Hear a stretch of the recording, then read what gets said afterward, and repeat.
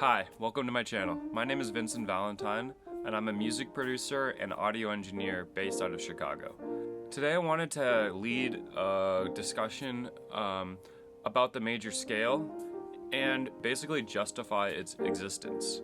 I'm trying to answer the question of why do we use these series of notes? There's definitely people that believe that the reason the major scale sounds good is due to our social upbringing. We listen to music that's written in the scale all the time, and because that's what we consume, that's what we think sounds good.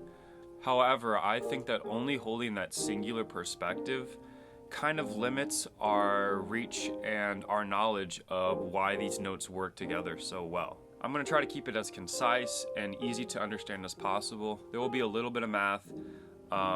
I think that this concept and this discussion is really important for any musician or any audio engineer to think about. There's definitely going to be something for everyone to take away. If you can't justify the major scale from the physics of sound, I think that there's going to be something that you'll get out of this video. Without further ado, I think that it's best that we head over to the piano where we can continue this discussion. On the piano, the white notes are tuned to a major scale, and the black notes are tuned to a pentatonic scale. Why are these white and black notes tuned the way that they are? Is there something special about these notes? And the first thing that we want to talk about is the relationship of the octave. So if we start with a single note on the piano, C, the reason that we hear a note is because there's a string in the piano vibrating, and it's vibrating at a specific speed, and that speed ends up being the note that we hear.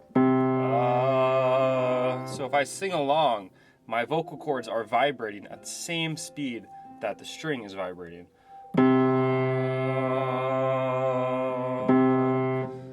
If I were to change the pitch of my voice,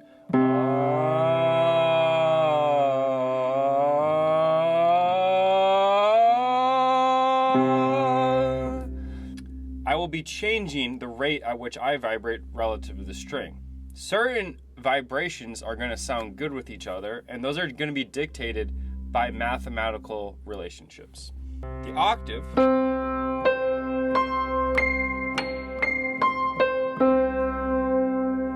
are off by factors of 2. That is to say that when I play a C,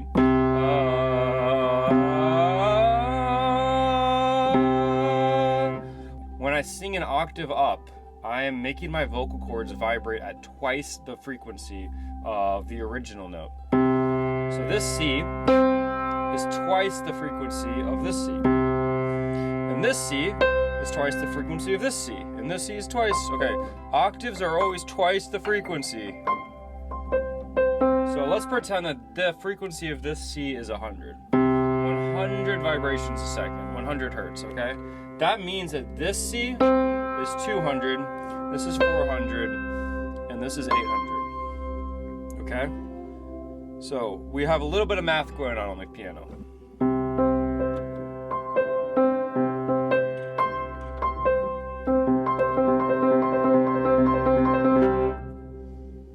All right, now the fifth.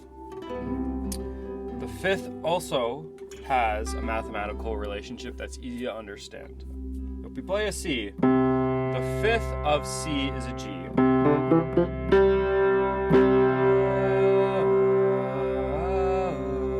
The fifth, mathematically, is going to be 1.5 times larger. So if this C is 100, then this G is 150. We have these simple relationships between octaves and fifths, where octaves are twice the frequency, and fifths are going to be 1.5 times the frequency.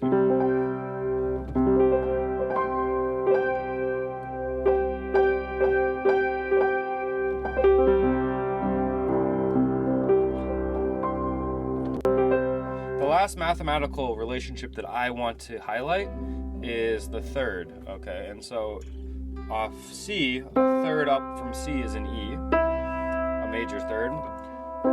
And if this C down here is 100, and and this G is 150, and this C is 200. This E is, yep, it's 125. Okay, so the third is 1.25 times the size of C, okay?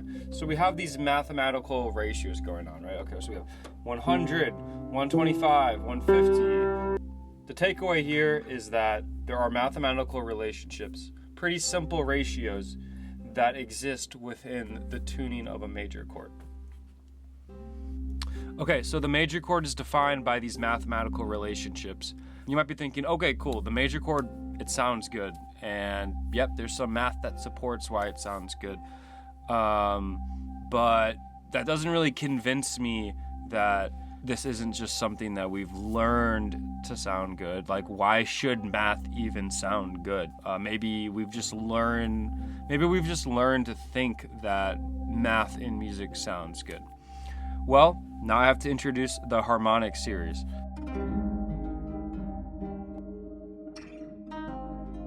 I'm going to try to illustrate the harmonic series on a guitar. So again, just like a piano, which has strings, so does a guitar. And when I hit a string, it vibrates. Now, by putting my finger down on the fretboard, I change the pitch of the string because I'm changing the length of the string. So, this with no fingers on is the longest the string will ever be. If I put my finger on the 12th fret, I'm effectively cutting the length of the string in half, and thus I am making an octave. The doubling of the pitch, which is half the length of the string. Okay.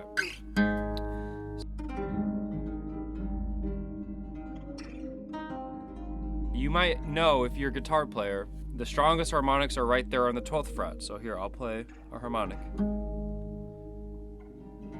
It sounds very similar to when I push down on the 12th fret. But the difference is that when I harmonic it, I can leave my finger away. Okay, so what's going on?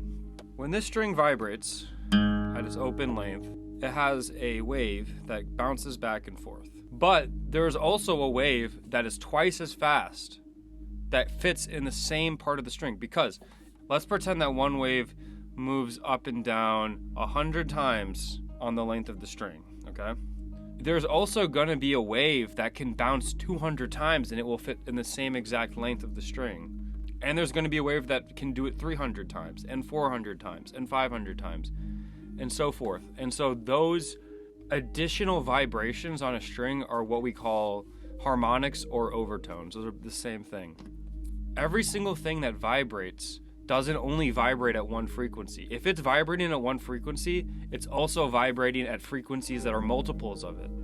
Now, multiples of frequencies, that sounds similar. That sounds like what we were talking about with octaves. And indeed, every time that something vibrates, it also vibrates at every octave above it, okay?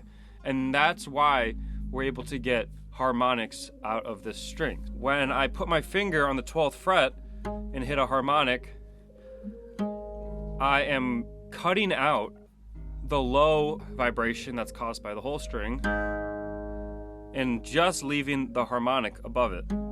So this harmonic that we hear actually exists in this. I'm more or less just taking out the low part. If I cut the string in half again, let's see if I can find it. Okay, so now I'm cutting the string in half again.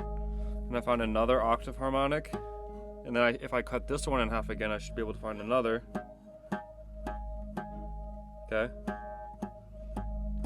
There ends up being very complex, fast vibrations on the string, in addition to the low, slow, fundamental frequency that we're hearing. Okay. So we got 100, 200, 300, 400, 500, 600, 700, 800. And that's harmonics. You filter out the fundamental frequency of a piano playing a C, a guitar playing a C, and a voice singing a C, and you filter out just that fundamental. It's going to sound the same on every instrument. It's going to sound like a sine wave.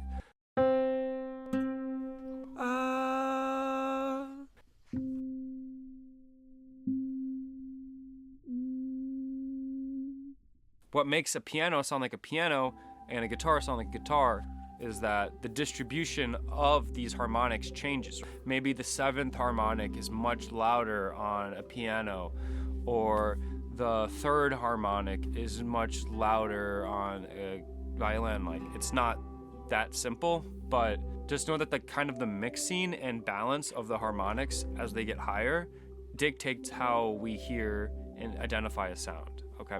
But the importance of them really depends on the type of instrument.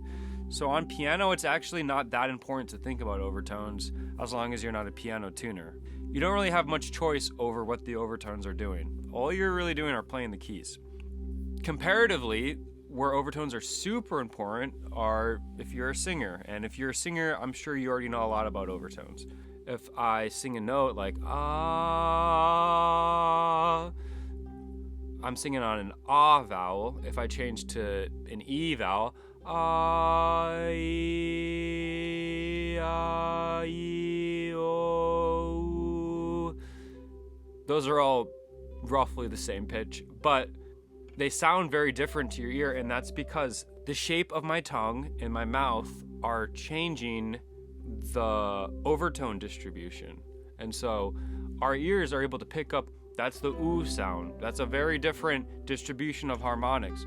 Ooh versus e. You can actually hear that the e sound has a lot more high frequency energy going on. It's like a little buzzier.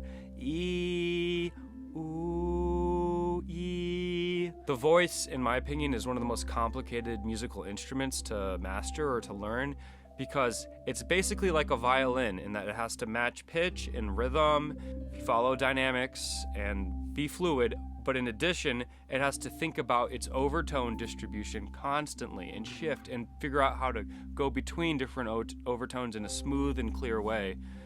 And that's something that basically no other instrument except maybe a synthesizer really has.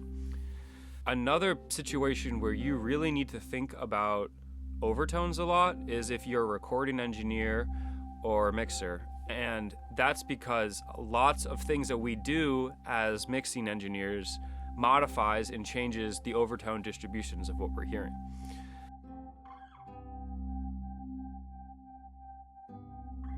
The first 6 or 7 harmonics or overtones, again, those are the same thing, harmonics, overtones. The first 6 or 7 make up a major chord, and that's true for anything that vibrates, okay? There's always a major chord present.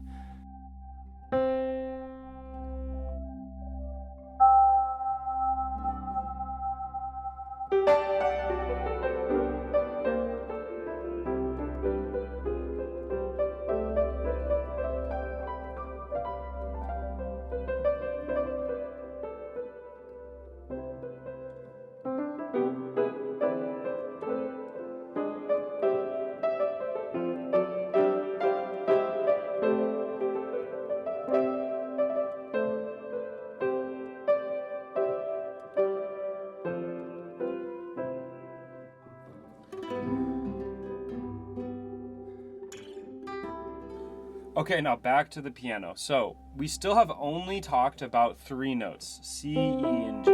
We've talked about how these notes relate to each other in the overtone series, and we've talked about octaves.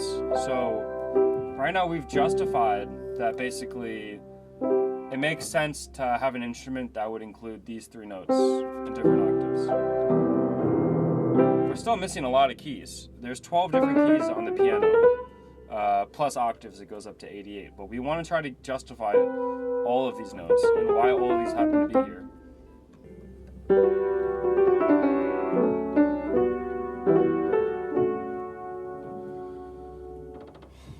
We can keep going in the harmonic series past the major chords. So we got C, C, G, C. If we kept going, it would sound something like this.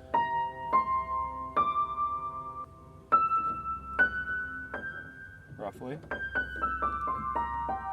We would eventually also encounter a D, and we'd also encounter an A, which is our pentatonic scale. So the pentatonic scale exists in the overtones. I'll let you look into that more if you want. You could argue that B exists I mean, at some point, there's so many overtones that all the notes exist. In my opinion, I don't think that B is justified by the overtone series, but you can argue that. I am willing to debate that if you leave a comment. So we have the pentatonic scale, fully justified by the overtone series. It exists on the piano on the black keys. And the nice thing about the black keys is that it's really hard to play something that sounds bad.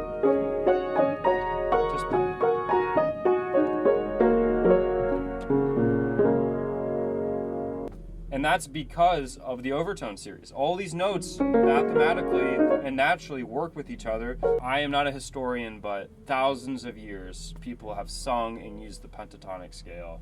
And if civilization was wiped out, we would find the pentatonic scale again, for sure. It's such a strong scale, melodically and harmonically, but especially melodically.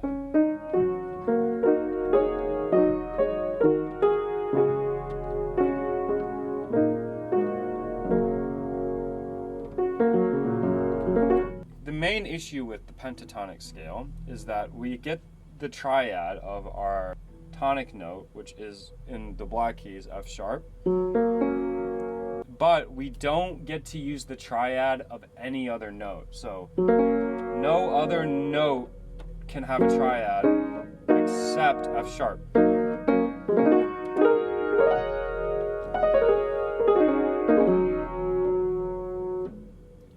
The first triad that we would really want to add is probably the fifth. If we made a new triad based on the fifth of our tonic,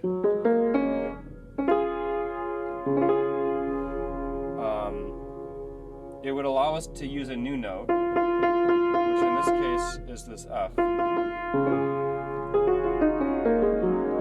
And all of a sudden we have more harmonic possibilities by using this really strong triad that we learned about with the overtone series. Well, now let's modify it and use it with the fifth degree, which is the most related key to our home note.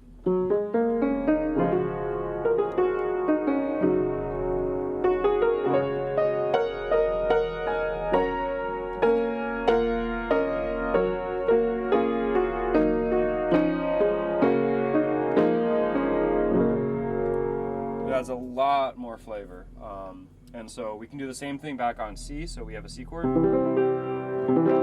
now if we build a triad off the fifth note, G, we now have a G chord. We've got our B, okay, and our D actually. So we have G, B, T. So we have B's and D's now that we can use. So now we have these notes adding in the notes from the triad of the fifth. So we have C, D, E, G, B. Which is a pretty cool scale in and of itself, if you limited yourself to that.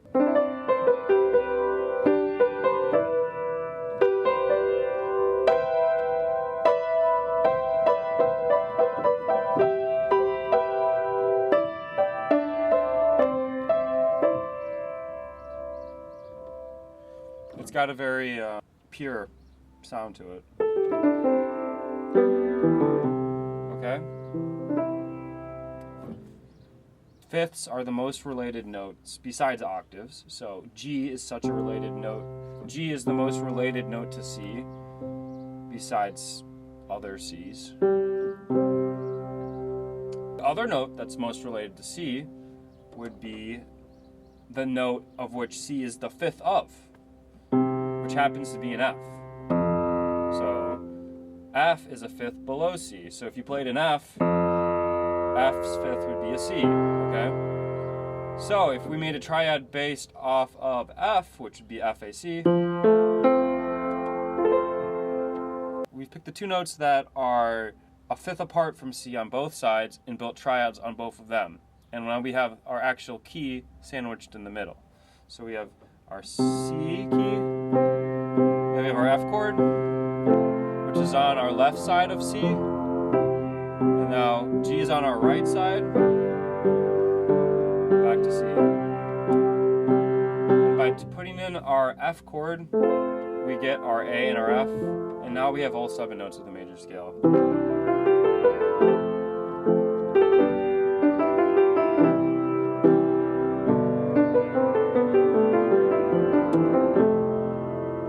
And that gets us our full major scale. So by building triad harmonies based off of the fifth of our tonic, fifth of our key, so fifth of C, and our triad based off a fifth below, which is our F, we get the full array of notes that make up the major scale. So it's just the 1 chord, the 4 chord, the 5 chord, and the 1 chord. Okay, and now finally the last thing that we're going to talk about is how do we get these black keys? I mean, I did tell you that these are the pentatonic notes, but like, why tune it to F sharp? This is a tritone apart. It's like, I don't know, this could be like an F pentatonic, and then all of a sudden all the notes would sound good, right, on the piano. So there's a lot of reasons why we might want to change what note we make our key.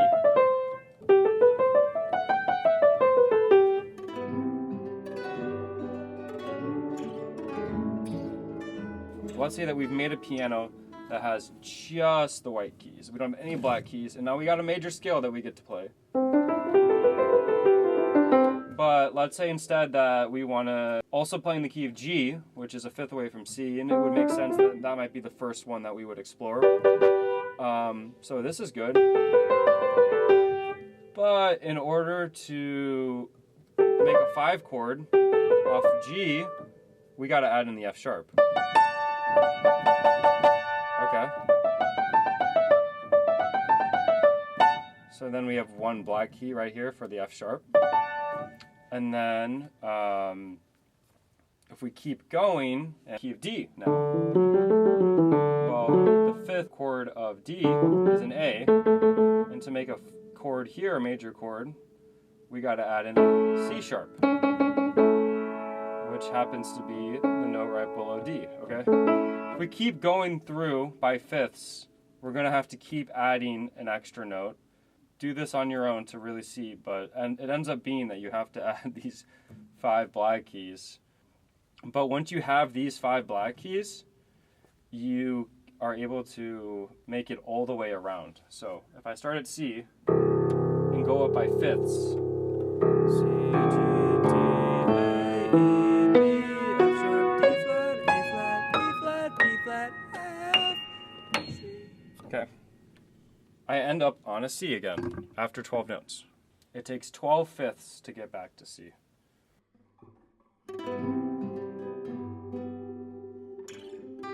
What I just described is a bit of a simplification. If you actually do 12 fifths and do the math, it doesn't work out to be a perfect C at the top. Let's say a C is 100 and we multiply that by 1.5 12 times. That ends up not being quite the same as an octave of C. It ends up being off by just a tiny bit. And so basically what had to be done in order to make this work was a slight shrinking of the fifth, like a tiny bit. And in doing so, we were able to actually make perfect octaves on the piano, but at the sacrifice of other notes being slightly out of key. And I can go more into this. I feel like a lot of people will get bored by it. If you're more interested in this topic, you can look up words like just intonation and equal temperament, and there's lots of videos actually made about that. I really just wanted to make a quick video that shows how you derive the major scale from the Overtone series and these simple mathematical ratios that exist, because they feel very fundamentally important to all instruments that we play and all music that we do, and I feel like it gets overlooked a bit. So anyways, I hope that this video helped you a little bit. You got something from it. I hope I didn't waste any of your time. Leave a comment if you enjoyed the video, or if you want me to cover something different, or if you disagreed with something that I said, because I'm very interested in hearing about it. So again, thanks for watching my video. I do spend most of my time doing independent mixing work here in Chicago.